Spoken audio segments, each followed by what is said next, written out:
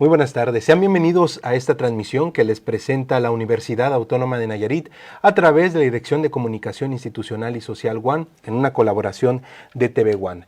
Para darles a conocer en el marco del Festival Virtual Madre Tierra del Programa Institucional de Ambiente y Sustentabilidad, una conferencia magistral denominada Agroecología, repolitizar los alimentos y armonizar con la tierra. Esta conferencia la imparte el reconocido universitario, investigador, el doctor Jesús Madera Pacheco, a quien le damos la más cordial de las bienvenidas y le agradecemos que nos acompañe. ¿Cómo está usted, doctor? Muy bien, Rogelio.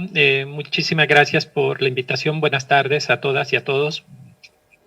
Bien, pues agradecerle nuevamente y bueno, si me permite solamente agregar el agradecimiento, por supuesto, a quienes nos siguen en esta transmisión en vivo.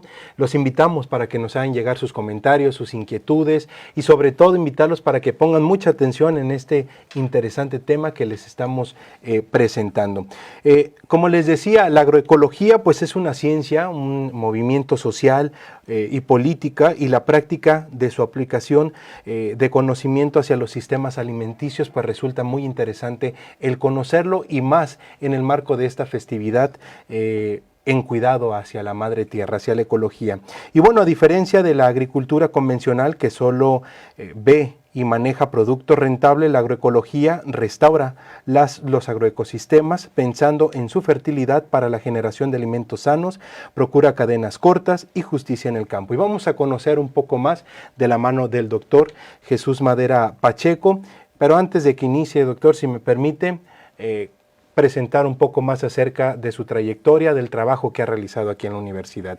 El doctor Jesús Madera Pacheco es originario de Sayulilla, municipio de Acaponeta, Nayarit, donde nació el 24 de diciembre en una noche de lluvia y bueno, decreciente en el río Acaponeta. De formación campesina, luego se dedicó a la academia aquí en la Universidad Autónoma de Nayarit, donde en los últimos 20 años, desde la agroecología y los diálogos de saberes, busca acompañar procesos de comprensión sobre las dinámicas y los modos de vida campesinos e indígenas, sus haceres y saberes, así como sus acciones de persistencia, recreando comunidad y lo colectivo. A este propósito intenta abonar también más recientemente desde sus acercamientos a las artes a partir del 2017, que empezó a formar parte del taller de gráfica El Diablo en la Pared. Y bueno, ha desarrollado un sinfín de investigaciones y ha aportado al conocimiento, a la academia, a la ciencia y el día de hoy está con nosotros para aportar un poco más acerca del tema de la agroecología. Lo dejamos con su participación, doctor. Bienvenido nuevamente y gracias.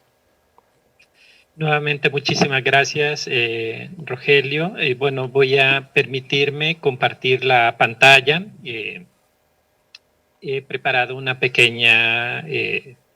unas diapositivas que espero nos puedan ir acompañando y facilitando, digamos, la charla que vamos a estar trabajando el día de hoy. Bien.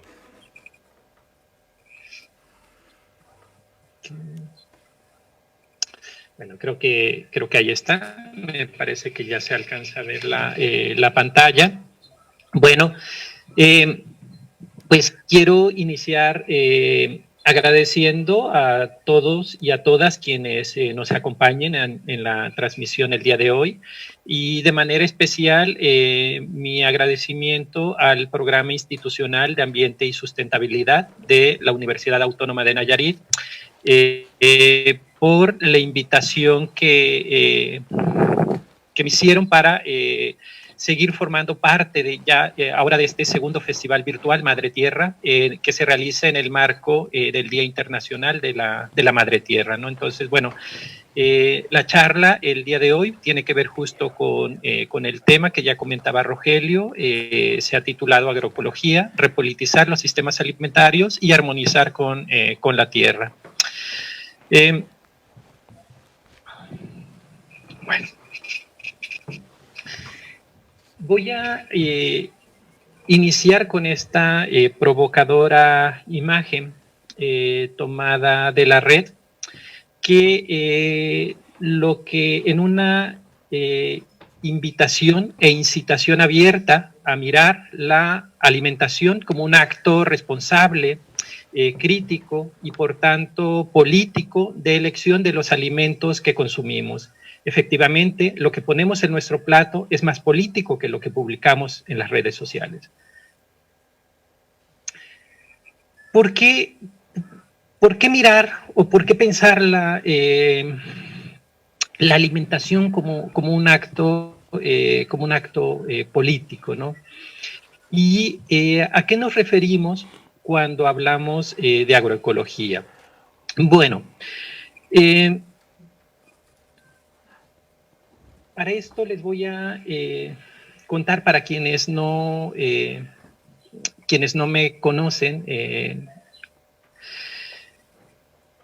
a mis 26 años, bueno, yo inicié un camino hacia a empezar mi formación en el programa de doctorado en agroecología, sociología y desarrollo rural sostenible en el Instituto de Sociología y Estudios Campesinos en España, en la Universidad de Córdoba, ¿no? Poco antes o unos años antes, digamos, de decidir iniciar mi camino hacia el Instituto de Sociología y Estudios Campesinos, bueno, mi ombligo se quedó enterrado decía Rogelio en la presentación, justo en la comunidad indígena de Sayulilla, al pie de un viejo árbol de tamarindo, y donde nací, donde desde que uno aprende a caminar, aprende también a las formas de ser, de saber y de hacer de las familias campesinas, ¿no? ¿Por qué cuento esto? Bueno, ¿o qué relación tiene esto con la agroecología?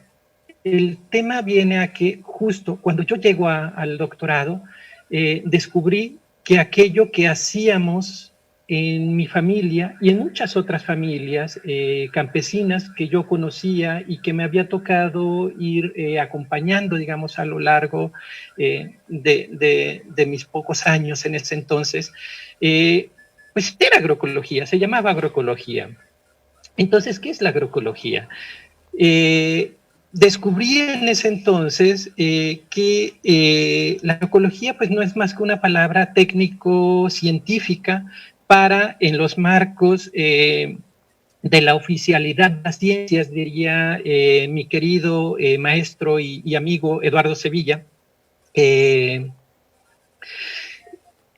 referirse a una práctica antigua de uso y de manejo de los recursos de la agricultura tradicional. Así entonces, en esa formalidad, digamos, de las ciencias, pues se trata de un concepto pues, relativamente nuevo, bueno, ya no tanto, que emerge ahí en los años 70 y que en las últimas décadas pues ha tomado una importancia cada vez más crucial debido sobre todo a esa gran cantidad de problemas de naturaleza ecológica, económica, social y política que el modelo dominante pues ha venido provocando en los sistemas alimentarios y en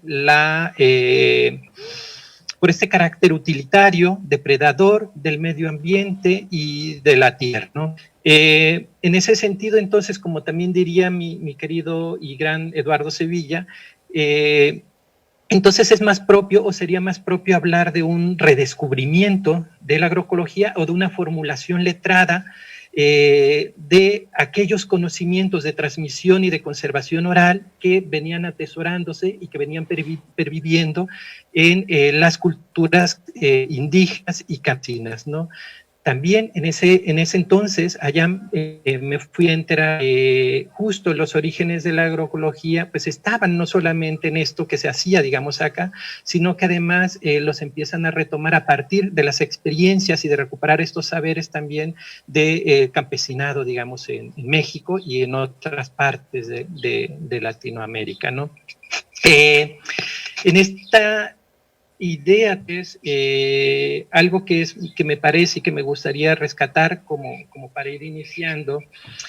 Bueno, la agroecología cuestiona esa como paradigma, cuestiona la superioridad del denominado conocimiento científico, no lo desconoce, lo usa, lo reconoce, lo valida, de hecho es fundamental, pero igual de fundamental es también son también los saberes campesinos e indígenas. En este sentido, entonces, a la vez que cuestiona esa superioridad del denominado conocimiento científico, pues también se cuestiona el lugar subalterno que históricamente se le ha venido asignando a los saberes campesinos e indígenas, ¿no?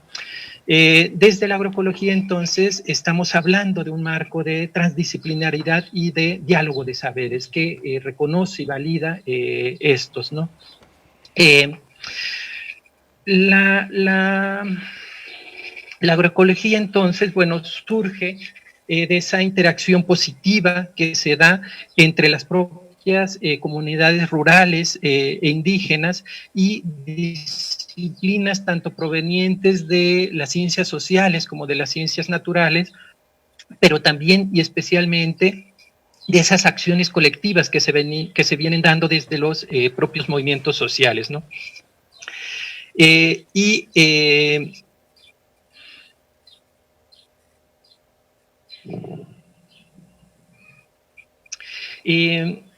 Bueno, en los últimos años, aquí esto también es importante señalar que en las últimas décadas, básicamente, ha habido una cierta moda de estudios y trabajos sobre la agroecología, aunque vista esta desde una dimensión pues un poco más restringida y con una sección en ocasiones meramente técnico-agronómica, que no se diferencia mucho de la agronomía o de la agricultura convencional, ¿no?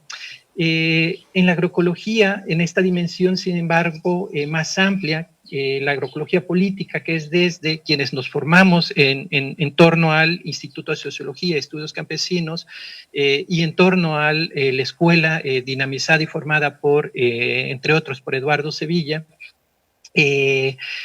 pues la agroecología, si bien esta dimensión técnico-agronómica es importante, es igual de importante las dimensiones ecológicas, social y cultural, económica, política, y siempre sobre la base de estas los saberes locales, ¿no?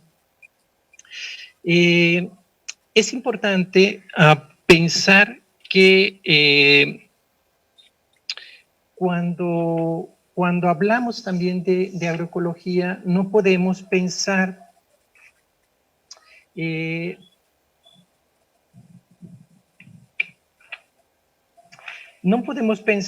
a la agroecología como una receta homogénea,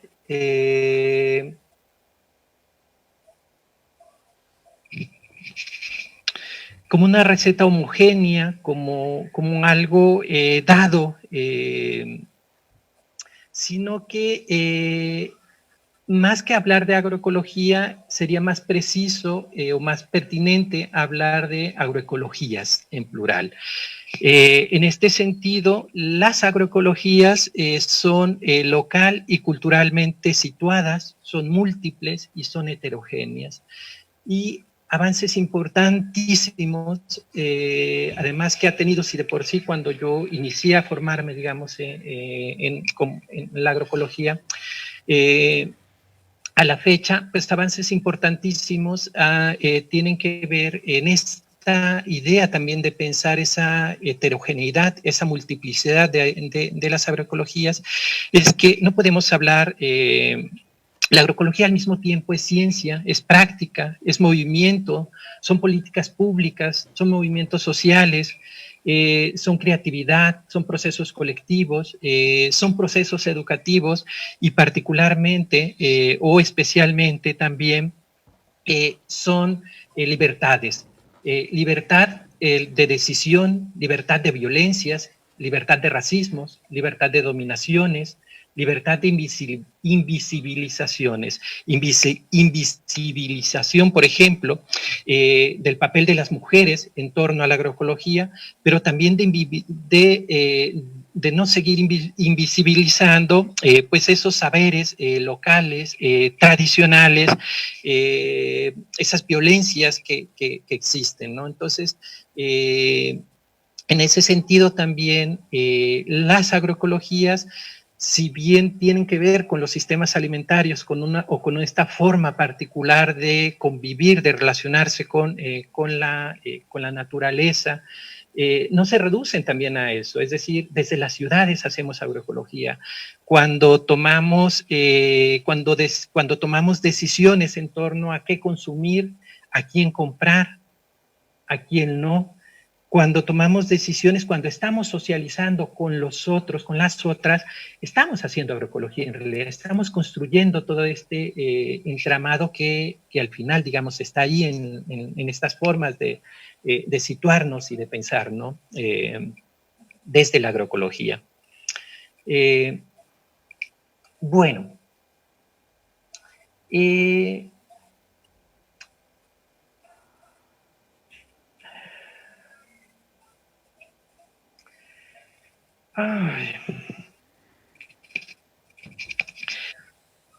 ay, hay una decisión, bueno, creo que el formato, digamos, de esta charla no nos permite interactuar tan fácilmente. Sin embargo, yo les invitaría a que, a que pensemos algunas de las preguntas que voy a lanzar a continuación. Primero, hay una decisión, bueno, o hay una premisa básica, que es todos y todas necesitamos comer. Todos y todas necesitamos comer.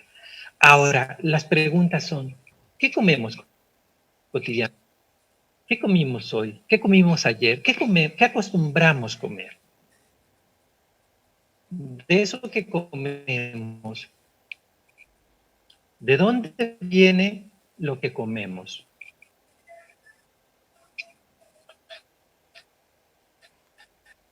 Esto que comemos.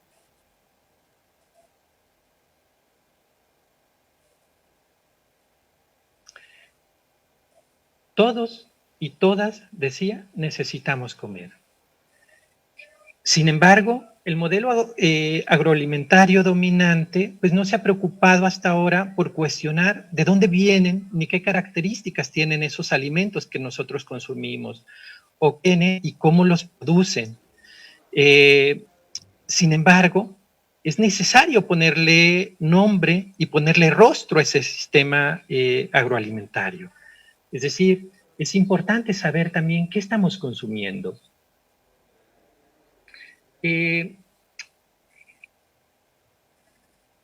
¿Dónde podemos consumir? Tal vez nos preguntaremos, bueno, pero yo vivo en la ciudad y en la ciudad no, o en un pequeño departamento y no tengo espacio suficiente para cultivar.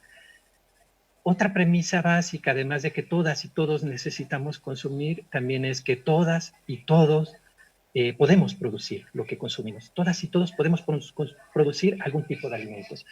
El tema de los espacios en verdad que tampoco es tan complicado, porque también podríamos estarlo trabajando y experiencias, hay muchísimas que nos enseñan o nos invitan, nos muestran cómo se puede producir alimentos en pequeñas macetas, en el jardín, en la terraza, al lado de la cocina, las aromáticas, es decir, tiene que ver con estas formas también, ¿no? En ese sentido, entonces, bueno, comer es un acto político y la salud comienza también por aquello que nosotros nos estamos llevando a la boca como alimento. Para quienes tal vez se cuestionen o piensen que sí pueden producir alimentos, sin embargo, pueden pensar que no les gusta o no están dispuestos, digamos, a producir, porque también me parece que eso también es válido, es decir, alguien que diga, bueno, no me gusta producir porque hay alguien a quien no le gusta también la sensación y la relación, digamos, o la sensación del manejo de la tierra en las manos, ¿no? Para mí es algo encantador, algo que te da vida, que te mantiene, pues eso, alerta, vivo, ¿no? Sin embargo, también he conocido colegas, gentes, amigos, que dicen, pero es que a mí no me gusta la sensación. Bueno, está bien.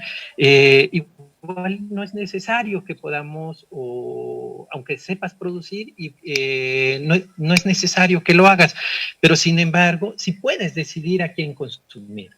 Es decir, y en ese sentido, otra vez viene esta idea de ponerle rostro y nombre al sistema agroalimentario, ¿no? Sin embargo, también aquí viene otro aspecto que nos parece que es alerta, que no siempre el consumo local o el consumo, o no basta con saber a quién le consumimos, sino además hay que tomar decisiones también de qué decidimos comer. Porque no siempre estos sistemas o la producción local de alimentos también no siempre es color de rosa.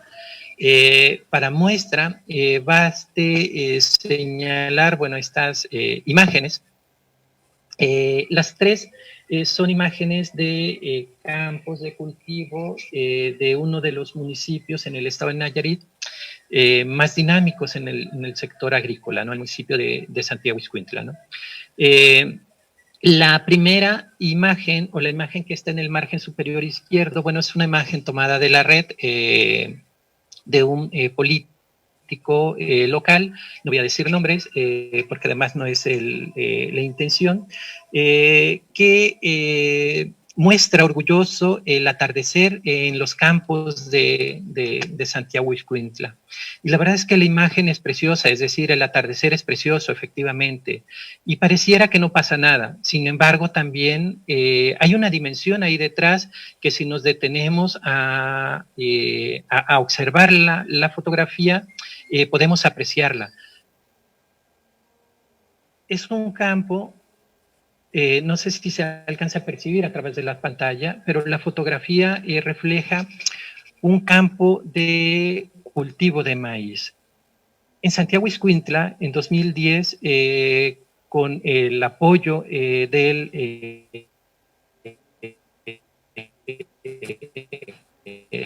se instala un centro de Monsanto. Y curiosamente, este campo de maíz es un campo de maíz de estos campos experimentales. El atardecer es precioso. Sin embargo, sería mucho más precioso, desde mi perspectiva, que esa fotografía, en vez de este campo de maíz convencional, parejo, viese estos campos históricamente que uno se encontraba ahí, donde había un sistema integrado de milpa, donde había maíces criollos, donde había frijoles, donde había calabazas, donde había otro tipo de cultivos que las familias campesinas pues, podían desarrollar, ¿no? Para mi sorpresa, sin embargo, y desafortunadamente, los campos de cultivo cada vez más en muchos lugares, las tres son fotografías de Santiago Ixcuintla, han cambiado drásticamente en los últimos años. Y en los últimos años, sin embargo, pues son campos que se siguen destinando a la producción de alimentos. La fotografía de abajo es una fotografía de un arrozal en los campos también de Santiago. El arroz es un grano básico que muchos y muchas consumimos. Sin embargo, la forma en que se produce, en particular este tipo de arroz, pues no es una forma que necesariamente, digamos, si es local, uno dice, bueno, estamos produciendo arroz para el consumo regional, local, nacional. Sin embargo, si nosotros otra vez nos detenemos a cuestionar qué estamos produciendo, de dónde viene, cómo se produce, no sé si alguien se ha detenido a pensar en eso, pero si lo hacemos y vemos las implicaciones que este tipo de sistema, de modelos de producción tienen para con la naturaleza, para con la tierra, pero también para con la salud de las y los habitantes, de las y los productoras y productores, de las y los consumidoras y consumidores, creo que ya no lo miraríamos tan tranquilamente, ¿no? En principio, por ejemplo, ha habido datos, otros estudios que se han realizado y ha habido datos técnicos que la producción intensiva de arroz, por ejemplo, en el municipio de Santiago Ixcuintla, está generando problemas muy, muy serios de salud por el uso de plaguicidas el uso y la cantidad de plaguicidas que se generan. Además, problemas de dengue por la proliferación de mosquitos, y luego, para controlar el dengue, otra vez vienen a usar otro tipo de insecticidas para ir controlando. Todo eso repercute, al final de cuentas, no solamente en la forma y en la relación que se tenía quienes históricamente o tradicionalmente se dedicaban a cultivar ahí, pero también otra vez con la dimensión de salud y de la tierra y de los consumidores y de los productores y de los trabajadores que se encuentran ahí, ¿no?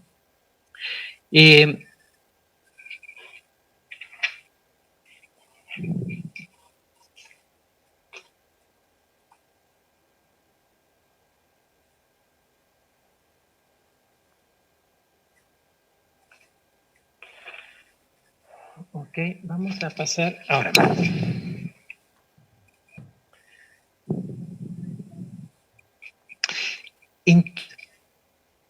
¿Qué pasa nuevamente si nos cuestionamos?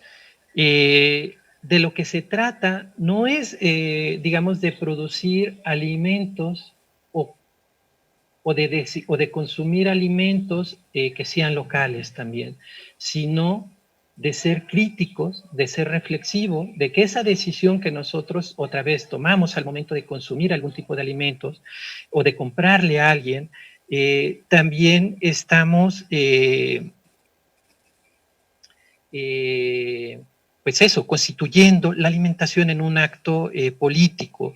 La invitación en este sentido, por ejemplo, es de lo que se trata más bien, es de constituirla, de poder romper y reivindicar la demanda de una soberanía alimentaria y un derecho a la alimentación culturalmente situada, sana, nutritiva, pero también de lo que se trata es de reavivar, de retomar, de fortalecer la importancia de producir alimentos sanos desde casa y en los espacios disponibles de a poco, o bien, decía, para quienes se cuestionan o piensan que no les gusta producir sus alimentos, al menos de poder intercambiar y comprar a los conocidos o al conocido del conocido, de saber de dónde vienen y cómo se producen esos alimentos, de privilegiar aquellos que se producen a través de sistemas ecológicos, que otra vez no se reduce económica, de reducir o de eliminar el uso de insecticidas, sino que también de privilegiar aquellos productos locales que se producen, sí, libres de agrotóxicos, pero también libres de violencias, también libres de discriminación, también libres de racismos. De eso se trata también, digamos, la invitación a pensar a la alimentación como un acto político, ¿no? Nuevamente, de saber y de ponerle nombre y rostro a ese sistema agroalimentario. Con la certeza que, bueno, al intercambiar o al comprar a esos conocidos, pues también estamos a esos conocidos, que además sabemos que lo producen de manera agroecológica.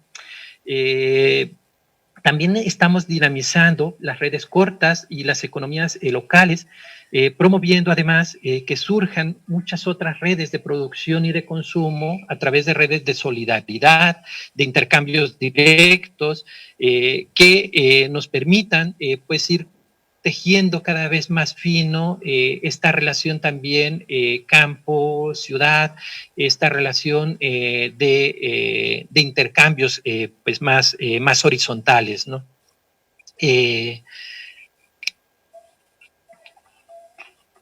Y bueno,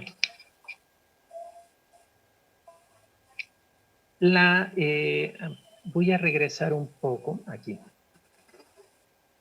En estas fotografías, a diferencia de las anteriores, bueno, son fotografías muy pocas, de hecho, pero son de aquí, del pequeño espacio que yo tengo en casa, en la ciudad. Sí se pueden observar, la mayoría, bueno, de ellas, pero sí se pueden observar mucha de la producción o las cosas que consumimos están en macetas y entre ellas hay en pequeñas macetas y entre ellas hay algunos productos, por ejemplo, que consumimos diariamente, que si bien es cierto que no son suficientes para la alimentación o no porque no le dedico el tiempo suficiente para producir cantidades que me permitan garantizar, digamos, mi abasto, es decir, tengo que comprar productos, pero muchos de ellos igual son productos de consumo diario, tomate, por ejemplo, otros son productos que se dan de manera natural en las macetas, entre ellos la verdolaga, por ejemplo, que se aprovecha y que además nos provee de importantes nutrientes, ¿no? Hay aromáticas, hay frutales, producimos también o intentamos producir pues algunos insecticidas de manera orgánica. Y algo que quiero rescatar es que cuando producimos alimentos o cuando decidimos también a quién le producimos alimentos, no solamente estamos fortaleciendo redes solidarias, redes empáticas, justas, sino además estamos fortaleciendo también procesos educativos o procesos formativos. Por ejemplo, cuando los pequeños, las pequeñas que hay en casa, se empiezan a interesar por el tipo de alimentos que están consumiendo y empiezan a preguntar también o a saber de dónde viene esa naranja que se come, de dónde viene ese jitomate que se come, ¿no? O igual, por ejemplo, en esta fotografía que se encuentra más o menos al medio, bueno, es una fotografía de un campesino en el municipio de, bueno, en la localidad de Cuapan, municipio de Jala, donde pues podemos ver, por ejemplo, hay su pequeño hijo que se involucra, empieza después de salir de la escuela, se involucra también en las labores de producción de la parte de la parcela y de relación con la tierra. Entonces es otra vez mantener este vínculo que históricamente pues tenemos, ¿no? De no dejarlo por ahí. Entonces, al tiempo que hacemos agroecología, pues estamos fortaleciendo también estas redes de solidaridad, de cooperación y de vínculos.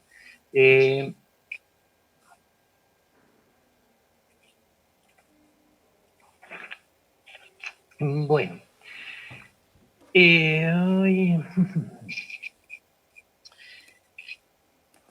Esto básicamente ya. Finalmente, o a modo, o en aras de ir pensando también como un cierre de esta charla, donde me gustaría pues leer, escuchar sus comentarios, sus reflexiones, viene una situación que nos parece, bueno, importante, que hemos estado enfatizando.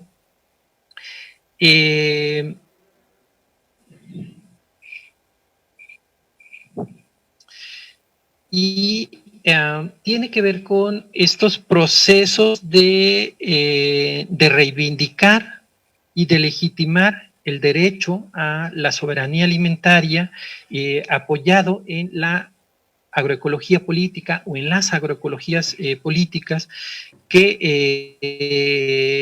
insistimos, consideren la diversidad productiva de género, de generación también, avanzando hacia un retorno de la producción de alimentos cada vez más basada en esos saberes locales, pero también en las redes cortas y solidarias de producción, de intercambio y de consumo de alimentos. En este sentido, bueno, es necesario construir cada vez más sinergias y más redes campesinas, con movimientos sociales, con colectivos, con procesadores y procesadoras de alimentos, pero también con consumidoras y con consumidores. Es necesario intensificar también entre la academia y la política, que nos ayuden al uso de una alimentación saludable y culturalmente situada de las y los consumidores. Retomo un poco a manera de cierre un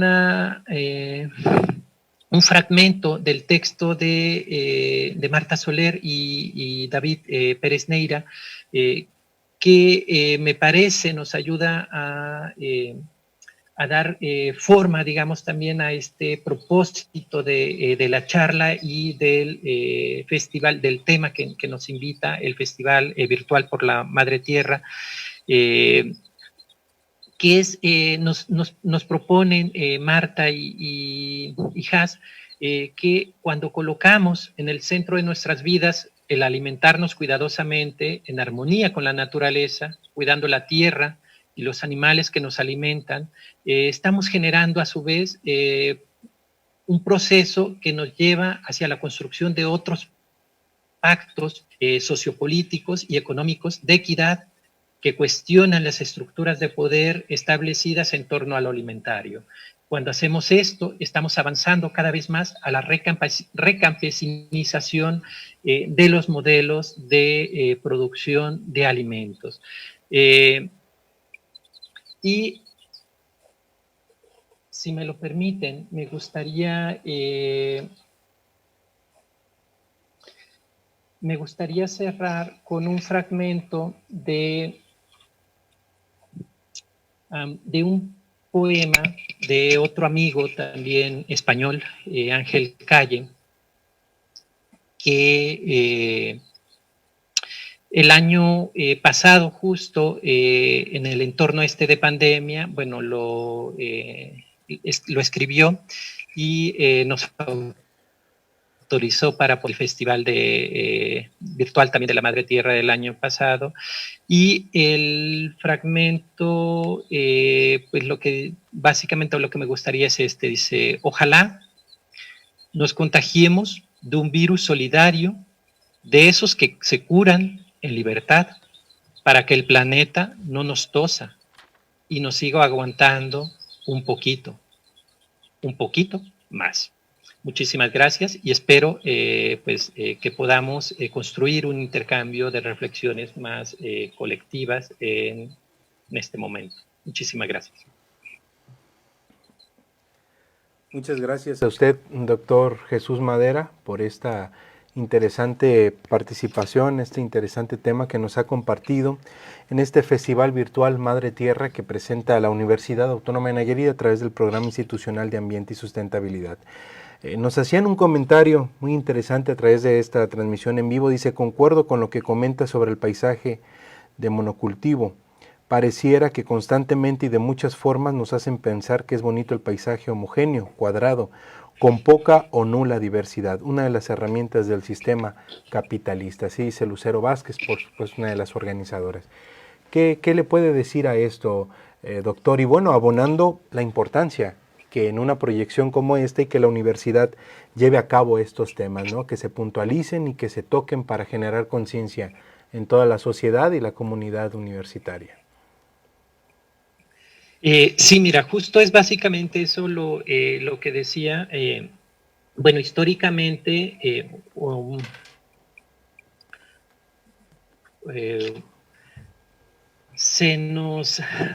desafortunadamente se nos ha llevado a pensar que este sistema agroalimentario, digamos, dominante, nos ha llevado a pensar que en efecto